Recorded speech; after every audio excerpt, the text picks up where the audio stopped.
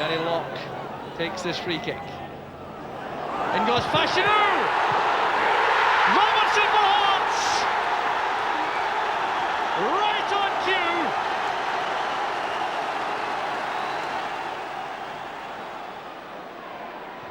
Locke chipping it forward, there's no offside, this is Cahoon! And the second! It's a superb finish by John Cahoon, and Tynecastle erupts.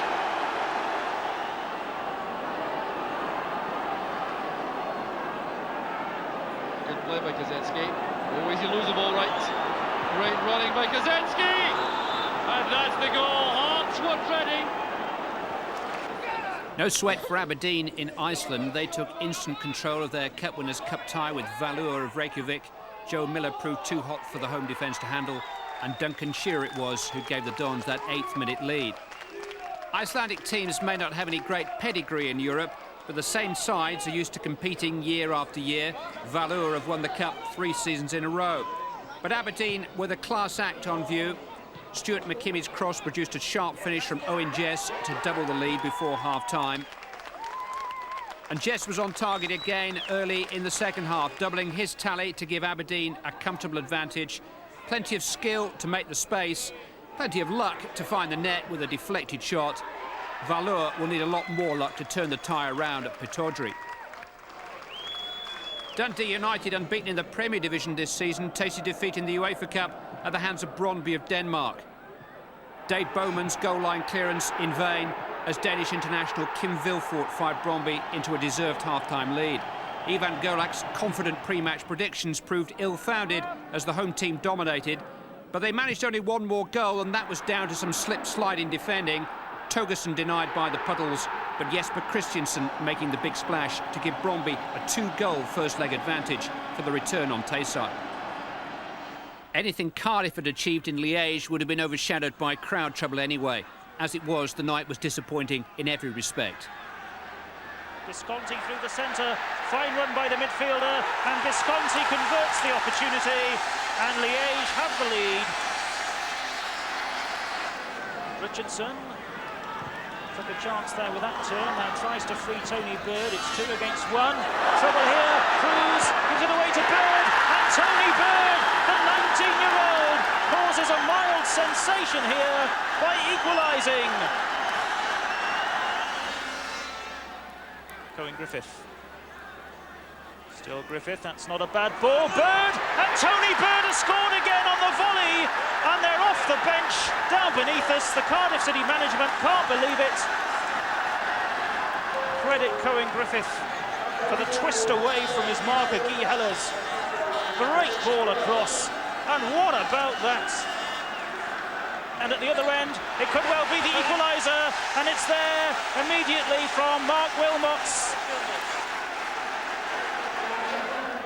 Visconti, challenged by Badley, and it'll spin over towards Asselman. Taking on Perry, still Asselman, and he's brought down, and that's a penalty conceded by Nathan Blake. And Liège have the opportunity through the Brazilian Andre Cruz to re-establish a lead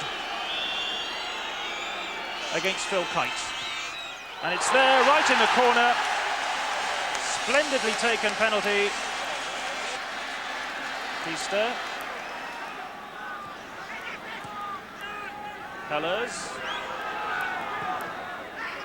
Goossens touches it on, he's onside here. Asselman scores the 4th. Visconti, the 2 substitutes available. Visconti still going. Saudin, back to Visconti. They look for a penalty, Goossens. Wilmots, and it's there from Wilmots.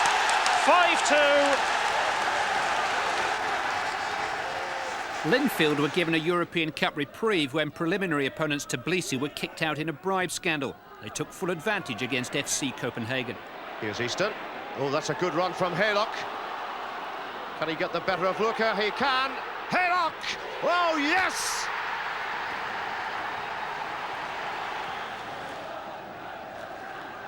Beattie to curl it in left-footed, I think so. To the back post, it's 2-0!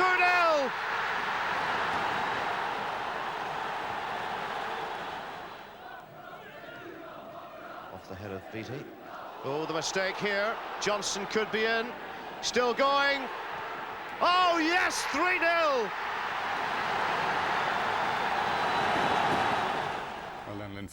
On Marseille, their neighbours Monaco took up the tricolour against AEK Athens, but didn't wave it with much panache.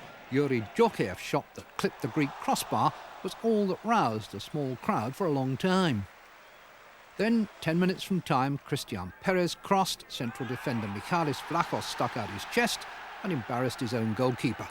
There'll be more passion and maybe more goals in Athens. There was more to shout about in Switzerland, where Arau felt just a little hard done by against AC Milan, last season's finalists. Arau, in white, had this one cancelled out by an offside decision.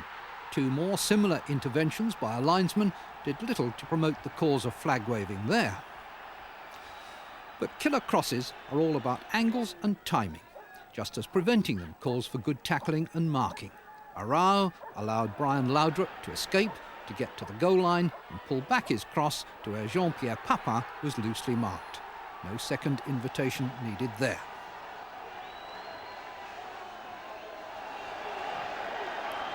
A similar move came early on a bad night for Barcelona in Kiev.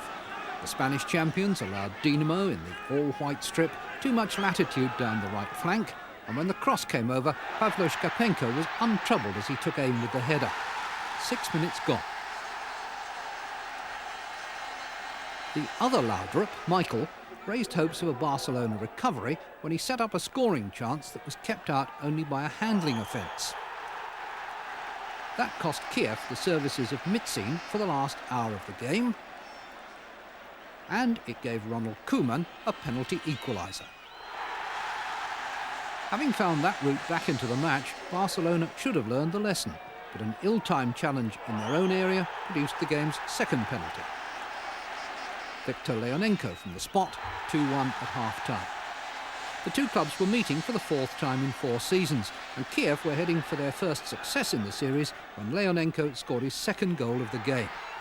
1-3 down, Barcelona will be recording elimination last season by CSKA Moscow. Another former winner of the trophy, Feyenoord, had an uncomfortable experience at Akranes, an Icelandic fishing village 60 miles from Reykjavik. Olafur Thordarson scored the only goal in the 15th minute. A memorable catch for the fishermen, but you wouldn't bet against their being back at their other nets in a fortnight. Oddly enough, European football's most famous name, Real Madrid, doesn't appear on the Cup Winners' Cup. If that's to change this season, Peter Dubovski may be the new name on everyone's lips. He scored the opener against the Swiss side Lugano. The Welsh will remember that left foot from the World Cup game with the RCS the week before. 2 goals in 3 minutes midway through the second half eased the growing pressure on Real coach Benito Floro. Alfonso won the penalty, from which Michel gave the boss some breathing space. Terry Venable's name was being floated as a successor after last weekend's defeat by Valladolid. I bet he'd love to take Real to Highbury in the next round. Alfonso it was who claimed the third goal, although my money's on the man who was supposed to be trying to stop him. Walter Fernandez attempts to clear, backfiring into an own goal. At least he can tell his grandchildren he scored for Real in the Bernabeu. In the UEFA Cup, Inter Milan, like Real Madrid, were trying to get a shock league defeat out of their systems, and number 10, Dennis Bergkamp, was just the man to do it. The Dutch international's first against Rapid Bucharest came from the penalty spot via a wayward hand. Great things are expected of Inter this season. 1 or 2 predictions had been revised after Cagliari's surprise win in the San Siro last Sunday. When Bucharest came up with a soft equaliser after 52 minutes for Alexandru Andrasi, 1 or 2 Romanians were dreaming up another surprise. But twice in the second half, Bergkamp looked every penny the £12 million player he is. First, an athletic volley from the Van Basten repertoire. Amazing that such a powerful man should possess such grace and balance too. This is a goalkeeper's eye view of what he can do, although you or I would have had as much chance of stopping it. And do you recall that effortless volley with which he stopped England in their tracks at Wembley last spring? Well, he apparently makes a habit of them. 3-1 to Inter, a chilling reminder to England.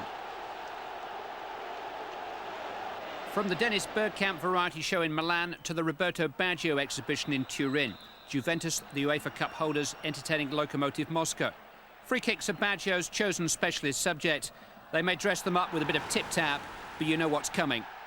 The problem for Baggio's victims is doing something to stop them. All three Juventus goals came in the second half. All three had something to do with Baggio. Fabrizio Ravanelli snapped up the second, but everybody else had a walk-on part compared to the star man.